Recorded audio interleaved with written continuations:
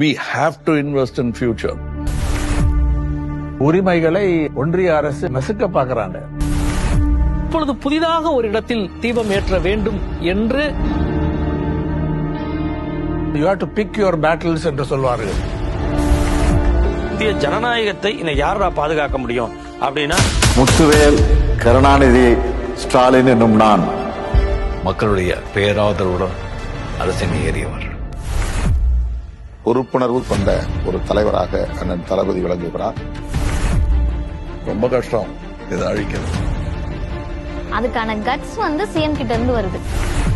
இதெல்லாம் ஒரு தலைவனுக்கான ஒரு பண்பு, ஒரு கண்ணியமான ஒரு குணங்கள் அது அவர்கிட்ட இருக்கு. இது பெரியாரோட ஸ்டைலோட கார்பன் காப்பி இல்ல, அண்ணாவோட ஸ்டைலோட கார்பன் காப்பி இல்ல. ரொம்ப முக்கியமாக பார்த்தா கலைஞர் லாங்கஸ்ட் சர்விங் லீடர், அவருடைய கார்பன் காப்பி இல்ல. அவருடைய style totally different. We will survive and we will continue.